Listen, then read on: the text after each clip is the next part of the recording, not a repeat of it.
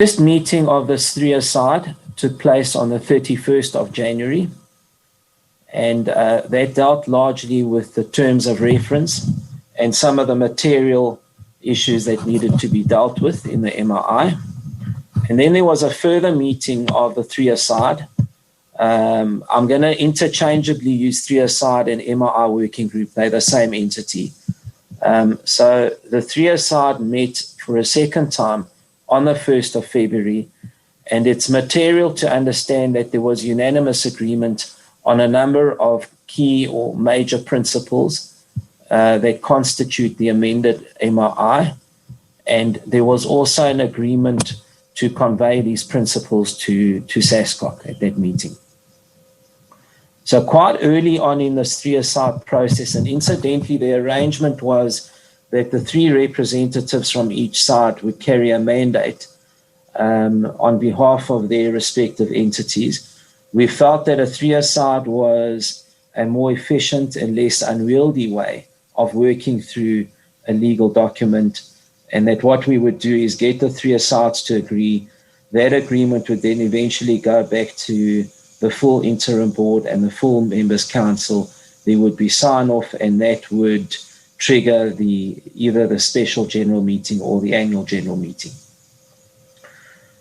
So let me carry on tracking this chronology. On the 3rd of February, the three-a-side met with a SASCOC delegation, and at that meeting it was also indicated to SASCOC that the Minister of Arts, Culture and Sport, the Minister, was clear on the role of SASCOC. The Minister subsequently and on various occasions cleared up what he saw as the role of SASCOC, and again we will share correspondence to that effect as well. On the 8th of February, the interim board received correspondence from the SASCOC president indicating on the basis of their engagements with the Minister that they would be withdrawing from any further three-a-side discussions until the MRI is at its final stages. Also material to point that out in terms of what happened on Saturday and SASCOC's involvement in the SGM. On the 16th of February, and I'm only covering the material dates. Naturally, there was a lot of activity between these dates as you see them.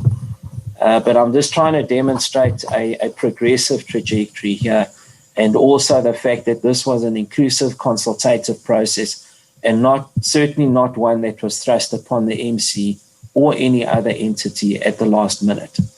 On the 16th of February, the first draft MRI from ENS was shared with the Members' Council through the three-a-side for them to work through same and for them to comment on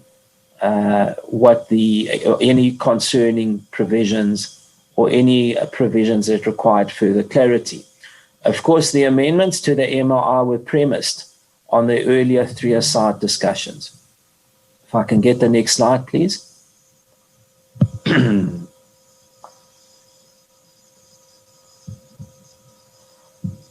Okay, so during February and early March, this is subsequent to the MC receiving the MRI draft. So this was draft 1. We started to detect and sense as an interim board some pulling back on some of the fundamental principles that had previously been agreed. In particular, I'm referring to an independent majority board and an independent chairman. And during the course of, and I might just add that our clear impression was in the earlier three-a-sides that both of those principles had been accepted. During early March, I think that our concerns were confirmed around these two principles, in that I had a discussion with the acting president of the MC, Rian Richards. That was in the first week of March. and he indicated to me for the first time that that there was either some discomfort or further clarity required around these two fundamental principles. My line of response with Mr. Richards was and continues to be quite clear that the interim board, in terms of executing its mandate with respect to Nicholson, is negotiable on most things, but we cannot negotiate the principle of an independent majority board. It is contained in Nicholson. It's what good governance requires of any entity, and consequently our position on an independent majority board could not be deviated from. This led to on the 11th of March, a letter from myself to the Members' Council. I placed Michael Katz, who had been dealing with him and his team. It's not just Michael, he had a whole team working around us, the ENS team. I placed ENS and the ministry in copy, expressing our frustration as an interim board at the seeming pullback on both substantive matters and also timelines. We were, of course, by that stage, we had received our first extension as a board, so our tenure had been extended by a further period, and that extension was to the 17th of April. We continuously made reference to this, both in discussions and in writing, to the Members' Council. So their contention that they were surprised around the 17th of April or didn't have sufficient time, well, I suppose if you consider 2 or 3 months as insufficient time, then I think there's a real problem. So I think we're very clear, including in this correspondence, which we will share, that the 17th of April deadline was highlighted. In any event, the Members' Council ought to have known that the term of office of this interim board was going to, in any event, expire on the 17th. Let me move on to the 14th of March.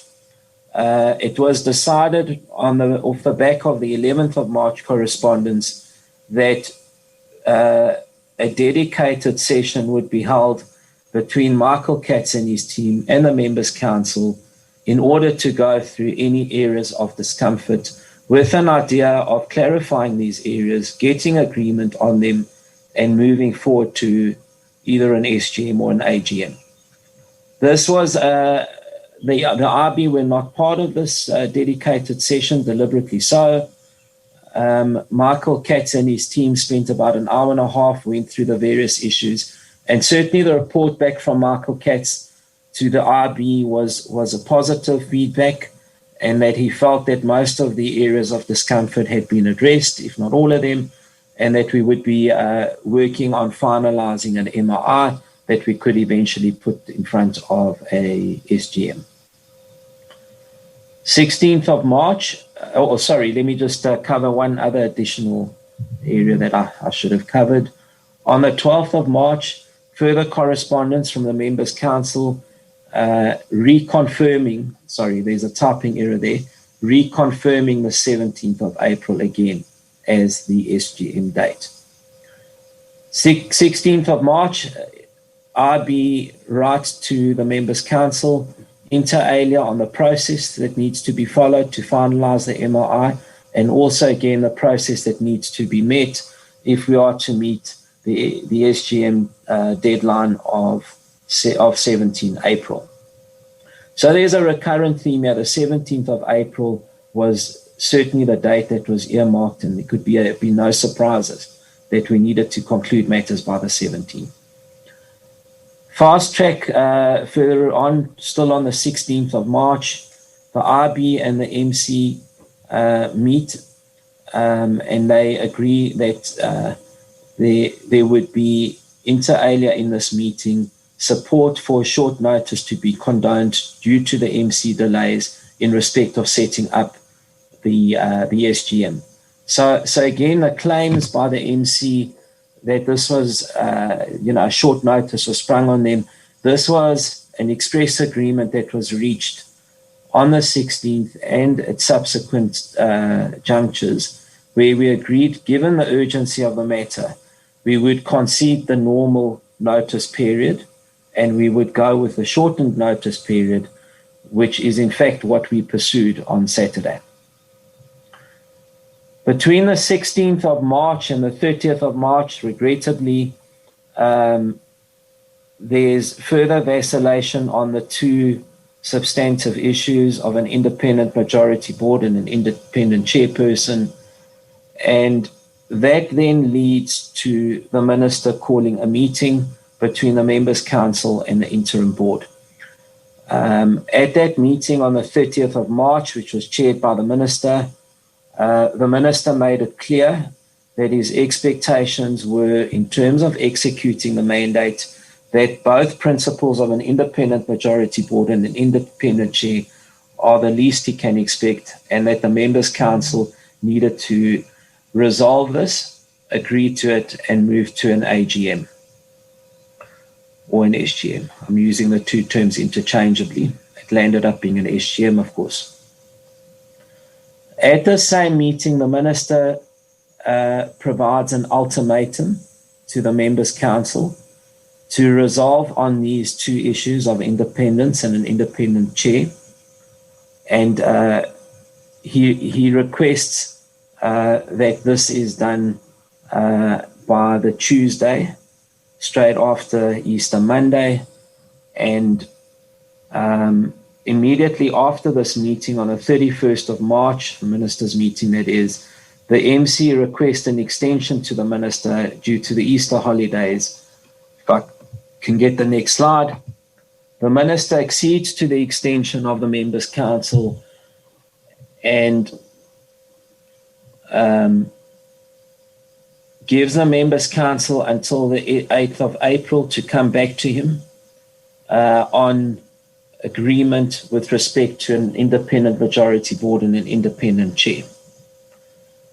The Members' Council respond by the 8th and indicate to the minister that they could not find consensus amongst the various affiliates with respect to an independent majority board and an independent chair. Naturally, the minister is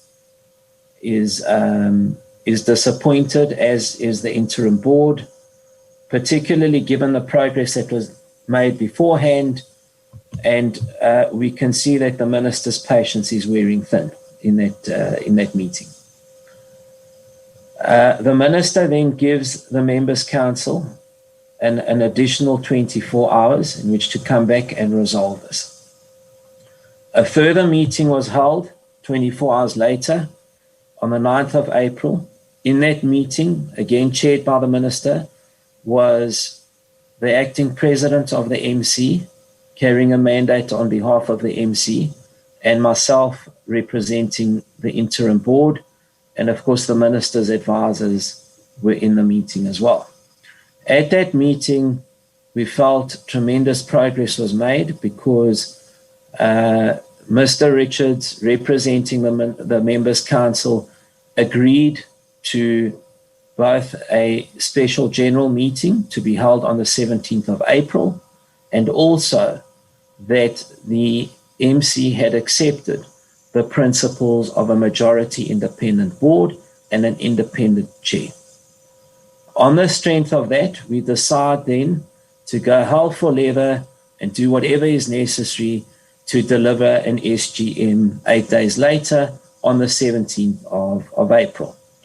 We also have a firm commitment amongst all of the parties in that meeting that we would move heaven and earth to ensure that we work around the clock, including ENS working around the clock, to ensure that we have a finally agreed MRR that we can place before the SGM on the 17th.